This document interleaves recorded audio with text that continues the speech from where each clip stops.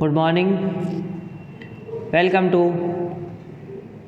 APS online class. Urdu online classes में आपका इस्तकबाल है। आज हम क्लास 10th का सबक नंबर 1 जो कि अपनी मदद आप और उसके मुसन्निफ सर सैयद अहमद खान उसके बारे में पढ़ेंगे। तो चलो सबसे पहले मुसन्निफ की हालात ज़िंदगी। सर सैयद अहमद खान 17 अक्टूबर 1817 को दिल्ली में पैदा हुए। इनके वालिद का नाम मीर मुत्तकी और वालदा का नाम अजीजुल निसा बेगम था। सर सैयद की वालदा निहायत मजहबी, खुश सलीका और तालीम याफ्ता खातून थी। सर सैयद की इब्तदाई तरबियत वालदा की ज़ेर साये में हुई। इनके बुजुर्ग शाहजहाँ के अहद में हिंदुस्तान आए और मुग़ल सल्तनत में आला ओहदे पर फाइज हुए। 1838 ईस्वी में सर सैयद दिल्ली में सरस्तदारी के ओहदे पर सरकारी मुलाजिम हो गए और रफ्ता रफ्ता इस ओहदे से तरक्की करके सदरामीन के ओहदे तक पहुँचे। बहादुर शाह के दरबार से सर सैयद को आरिफ जंग जोधबलिया का खिताब मिला। सर सैयद ने 1849 ईस्वी में इंग्लिस्तान का सफ़र किया और वहाँ से लौटकर 1870 ईस्वी में रिसाला तहज़ीबुल अखलाक जारी किया। इन्होंने गाज़ीपुर में साइंटिफिक सोसाइटी कायम की। इस सोसाइटी में बहुत सी अहम किताबों का उर्दू में तर्जुमा कराया गया और साइंस पर लेक्चर दिलाए गए। इसी सोसाइटी के ज़ेरे अहयाम अखबार साइंटिफिक गज़ट जारी किया। सर सैयद ने मुसलमानों की तालीम के लिए 1857 ईस्वी में मदरसा-ए-उलूम कायम किया, जो 1877 ईस्वी में मोहम्मदन एंग्लो ओरिएंटल कॉलेज में तब्दील हो गया और 1920 ईस्वी में अलीगढ़ मुस्लिम यूनिवर्सिटी बना। सर सैयद का इंतकाल 1898 ईस्वी में अलीगढ़ में हुआ। सर सैयद अहमद खान एक बुलंद पाए मुसन्निफ, मुफक्कर, मसलिह और मुदब्बर थे। इन्होंने उर्दू नस्र से तस्नीय और मुश्किल पसंदी को दूर किया और आसान आम फहम ज़बान में ख़यालात का इजहार किया। इसी वजह से इन्हें जदीद उर्दू नस्र का बानी समझा जाता है। सर सैयद ने अशार, अल-सनादीद, तारीख़ शरकशी बिजनौर, असबाब बगावत हिंद, खितबात अहमदिया वगैरह तसानीफ़ लिखी। अब अगला पेज, मज़मून अपनी मदद आप सर सैयद अहमद खान का बहुत मशहूर मज़मून है। इस मज़मून में सर सैयद ने यह समझाने की कोशिश की है कि एक शख्स में अपनी मदद करने का जोश उसकी सच्ची तरक्की की बुनियाद है और जब यह बहुत से शख्सों में पाया जाएगा तो वो कौमी तरक्की और कौमी ताकत और कौमी मजबूती की जड़ है। इस मज़मून में सर सैयद अहमद खान ने यह बताया है कि जो इंसान अपनी मदद आप करता है, खुदा उसकी मदद ज़रूर करता है। तो इस चैप्टर के बारे में पढ़ते हैं। खुदा उनकी मदद करता है जो अपनी मदद करते हैं, जो आप अपनी मदद करते हैं। यह एक निहायत उम्दा आज़मूदा मुकल्ला है कि एक छोटे से फ़िक्रे में इंसानों का और कौमों का और नस्लों का तजुर्बा जमा है। एक शख्स में अपनी मदद करने का जोश उसकी सच्ची तरक्की की बुनियाद है और जबकि यह जोश बहुत से शख्सों में पाया जाए तो वो कौमी तरक्की और कौमी ताकत और कौमी मजबूती की जड़ है। जैसा कि किसी शख्स के लिए या किसी गिरोह के लिए कोई दूसरा कुछ करता है तो उस शख्स से या उस गिरोह में से वो जोश अपने आप मदद करने का कम हो जाता है। कहने का मतलब अगर किसी शख्स की मदद कोई दूसरा इंसान करता है तो वो अपनी मदद खुद नहीं कर दूसरे पर डिपेंड हो जाता है। वो क्या दूसरों के बारे में दूसरों से ही सारे काम करवाता है, फिर वो अपनी मदद नहीं करता है और ज़रूरत अपने आप मदद करने के उससे दिल से मिटती जाती है। और इसी के साथ गैरत जो असली दमाग इंसान की है अज खुद जाती रहती है। और जबकि एक कौम का ये हाल तो सारी कौम व दूसरी कौमों की आँख में जलील और बेगैरत और बेइज्जत हो जाती है।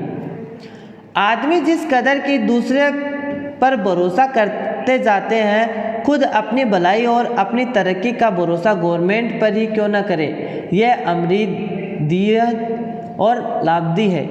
کہ وہ اس قدر بے مددگار بے عزت ہوتے جاتے ہیں۔ اے میرے ہم وطن بھائیوں، کیا تمہارا یہی حال نہیں ہے؟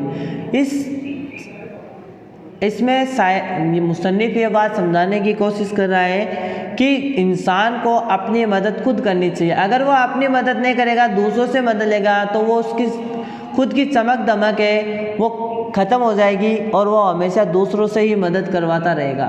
اس سے کیا، اگر ایک شخص میں یہ چیز پائی جائے گی تو دوسرے شخص میں بھی یہ چیز پائی جائے گی۔ اگر دو شخص میں ہو گئی تو اس سے کیا ہے، قوم کا بھی بھلا نہیں ہوگا۔ یہ ایک نیچر کا قاعدہ ہے کہ جیسا مجموعہ قوم کی چال چلن کا ہوتا ہے، یقیناً اسی کے موافق اس کے قانون اور اس کے مناسب حال گورنمنٹ ہوتی ہے۔ کہنے کا مطلب جیسا مجموعہ قوم کی چال چلن کا ہوگا ویسا ہی حال گورنمنٹ کا ہوگا۔ جس طرح کی پانی خود پنسال میں آ جاتا ہے، اسی طرح عمدہ رعایا پر عمدہ حکومت ہوتی ہے، اور جاہل و خراب و نہ تربیت یافتہ رعایا پر پروشی ہی اکھر حکومت کرنی پڑتی ہے۔ کہنے کا مطلب اگر عمدہ رعایا ہوگی تو عمدہ رعایا پر عمدہ حکومت ہوگی۔ کہنے کا مطلب اگر ہماری قوم اگر عمدہ ہوگی تو اس کی حکومت بھی عمدہ ہی ہوگی۔ اب اس کے آگے تمام تجربوں سے یہ ثابت ہوا ہے کہ کسی ملک کی خوبی و عمدگی اور قدرت و منزلیت بے نسبیت وہاں کی گورنمنٹ کی عمدہ ہونے سے زیادہ تر اس ملک کی رعایا کے چال چلن، اخلاق و عادات، تہذیب و سائنسدگی پر منحصر ہے، کیونکہ قوم شخصی حالتوں کا مجموعہ ہے اور ایک قوم کی تہذیب در حقیقت ان مرد عورت بچوں کی شخصی ترقی ہے جن سے وہ قوم بنی ہے۔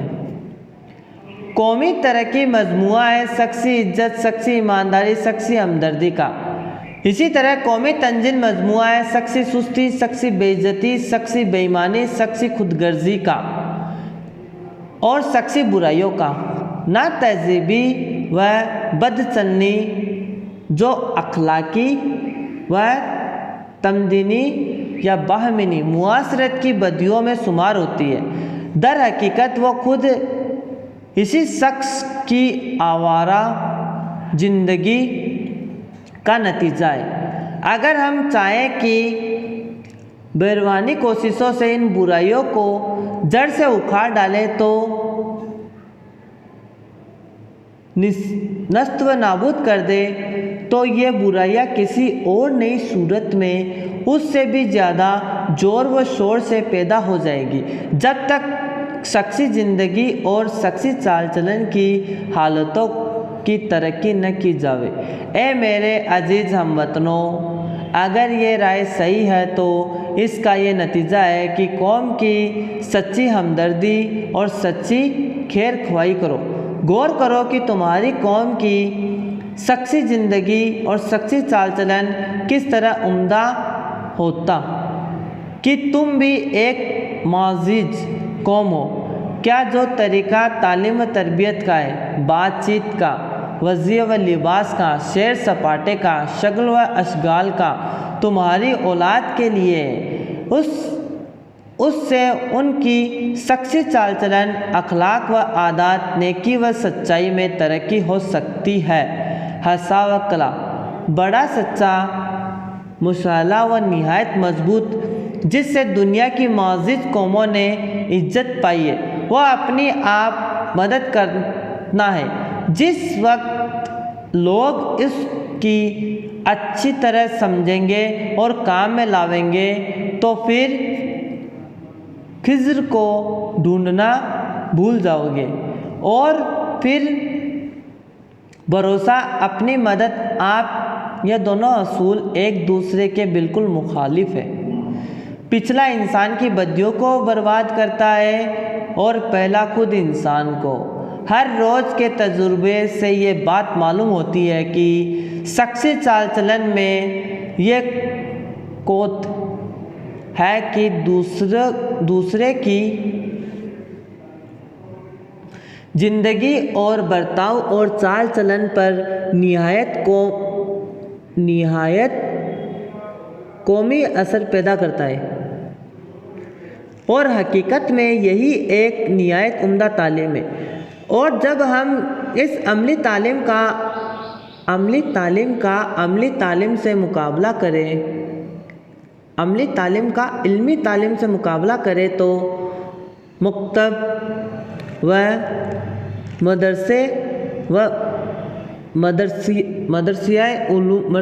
مدرسیہ علوم کی تعلیم اور عملی تعلیم کی ابتدائی تعلیم معلوم ہوتی ہے۔ زندگی کے علم کا یعنی زندگی کے برتاؤ کا کام کا، جس کو انگریزی میں لائف ایجوکیشن کہتے ہیں، انسان پر، قوم پر بہت زیادہ اثر ہوتا ہے۔ مکتب و مدرسہ علوم کا علم طاق یا صندوق میں، الماری میں یا کسی بڑے مکتب خانے میں رکھا ہوا ہوتا ہے، مگر زندگی کے برتاؤ کا علم ہر وقت دوست سے ملنے میں، گھر کے رہنے سہنے میں، شہر کی گلیوں میں پھرنے میں، صرافہ کی دکان کرنے میں، ہل جوتنے میں، کپڑا بننے کے کارخانے میں، کلیوں سے کام کرنے کے کارخانوں میں اپنے ساتھ ہوتا ہے، اور پھر بے سکھانے اور بے شاگرد کیے لوگوں میں صرف اس کے برتاؤ پر پھیلتا جاتا ہے۔ یہ پچھلا علم وہ علم ہے جو انسان کو انسان بناتا ہے۔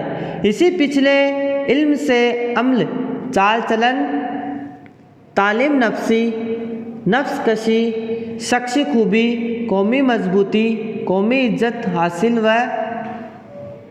ہوتی ہے۔ یہی پچھلا علم وہ علم ہے جو انسان کو اپنی فرائض ادا کرنے اور دوسروں کے حقوق محفوظ رکھنے اور زندگی کے کاروبار کرنے اور اپنی عافیت کو سنوارنے کے لائق بنا دیتے ہیں۔ اس تعلیم کو آدمی صرف کتابوں سے نہیں سیکھ سکتا، اور نہ یہ تعلیم کسی درجے کی علمی تحصیل سے حاصل ہوتی ہے۔ لارڈ بیکنگ کا نہایت عمدہ قول ہے کہ علم سے عمل نہیں آ جاتا، علم کو عمل میں لانا علم سے باہر اور علم سے بدتر ہے، اور مشاہدہ آدمی کی زندگی کو درست اور اس کے علم کو بالکل یعنی اس کے برتاؤ میں کر دیتا ہے۔ علم کی بے نسبت عمل اور سوائی عمر کی بے نسبت عمدہ چال چلن آدمی کو زیادہ تر معزز اور قابل ادب بنا دیتی ہے۔ کیا یہی وجہ ہے کہ جو مدرسہ علوم مسلمانوں کی باتوں نے یہ تجویز کی ہے کہ مسلمانوں کے لڑکے گھروں میں اور بدصحبتوں میں علیحدہ اور مدرسہ علوم میں عالموں اور اشرافوں اور تربیت یافتہ لوگوں کی صحبت میں رہتے جائیں گے؟ یہ آپ کا فرسٹ چیپٹر کمپلیٹ ہے۔ اب اس کے سوال جواب۔ تو اس کا پہلا سوال ہے، مضمون اپنی مدد آپ کس نے لکھا ہے؟ تو مضمون اپنی مدد آپ سر سید احمد خان نے لکھا ہے۔ سر سید احمد خان کب اور کہاں پیدا ہوئے؟ سر سید احمد خان 17 اکتوبر 1817 کو دہلی میں پیدا ہوئے۔ خدا کن لوگوں کی مدد کرتا ہے؟ خدا ان لوگوں کی مدد کرتا ہے جو اپنی مدد آپ کرتے ہیں۔ لفظ خیر خواہی کا کیا معنی ہے؟ لفظ خیر خواہی کا معنی ہے بھلائی چاہنا۔ شخصی ترقی کی کیا بنیاد ہے؟ ایک شخص میں اپنی مدد آپ کرنے کا جوش اس کی سچی ترقی کی بنیاد ہے، اور جب یہ جوش بہت سے شخصوں میں پایا جائے گا تو وہ قومی ترقی اور قومی طاقت اور قومی مضبوطی کی جڑ ہے۔ قومی تنزیل کون سی باتوں کا مجموعہ ہے؟ قومی تنزیل شخصی سستی، شخصی بے عزتی، شخصی بے ایمانی اور شخصی خود غرضی اور شخصی برائیوں کا مجموعہ ہے۔ مندرجہ ذیل الفاظ کے دو مترادف لکھنا ہے۔ تو سایہ کو بولتے ہیں परछाई, सरपरस्ती, अक्ष। आफियत का मतलब भलाई, खैर, सलामती। तजवीज़, इसको बोलते हैं राय या सलाह। अलहदा, जुदा या अलग। इस मजमून है आपका अपनी मदद आप में कौम और गवर्नमेंट में क्या मुनासिबत बताई गई है। सबक अपनी मदद आप में कौम और गवर्नमेंट में ये मुनासिबत बताई गई है कि जैसा मजमुआ कौम की चाल चलन का होता है, ठीक उसी के मुताबिक कानून और उसका मुनासिब हाल गवर्नमेंट होती है। सर सैयद अहमद खान ने मजमून अपनी मदद आप में क्या पैगाम दिया है। इस मजमून में सर सैयद अहमद खान ने यह समझाने की कोशिश की है कि एक शख्स में अपनी मदद करने का जोश उसकी सच्ची तरक्की की बुनियाद है, और जब यह बहुत से शख्सों में पाया जाए तो वो कौमी तरक्की, कौमी ताकत और कौमी मजबूती की जड़ है। सर सैयद अहमद खान की हालात ज़िंदगी, तो इसका आपको सर सैयद अहमद खान की हालात ज़िंदगी वाला जो अभी सर सैयद अहमद खान की हालात ज़िंदगी है उसकी सोया हयात में इसका उत्तर आपको मिल जाएगा। कौमी तरक्की कैसे मुमकिन है। कौमी तरक्की मजमुआ है शख्सी इज्जत, शख्सी ईमानदारी और शख्सी हमदर्दी का। तमाम तजुर्बात से साबित हो चुका है कि किसी मुल्क और कौम की तरक्की वहाँ की हुकूमत के उम्दा होने से ज़्यादा उस मुल्क के अवाम की चाल चलन, अखलाक व आदात, तहजीब व सागिदगी पर मुख्तसर होती है। अपनी मदद आप करने का जज्बा पैदा करना ही कौम की तरक्की की जा सकती है। अब इसका last question, sir Syed Ahmad Khan ने उर्दू की तरक्की के लिए क्या काम किया। सर सैयद अहमद खान ने उर्दू की तरक्की के लिए नस्र से तस्नीय और मुश्किल पसंदी को दूर किया है और आसान और आम फहम ज़बान में ख़यालात का इजहार किया है। इसी वजह से इन्हें जदीद उर्दू नस्र का बानी समझा जाता है। सर सैयद ने उर्दू की तरक्की के लिए आसार अलसनादी, तारीख़ सरकशी बिजनौर, असबाब बगावत हिंद और खितबात अहमदिया वगैरह तसानीफ भी लिखी है। ये आपका उर्दू का 10th क्लास का फर्स्ट चैप्टर है, सर सैयद अहमद खान जिसके मुसन्निफ़ है, और चैप्टर का नाम है अपनी मदद आप, जो कंप्लीट हो गया है। और कुछ डाउट हो तो आप मुझे इनबॉक्स में मैसेज कर देना। Thank you.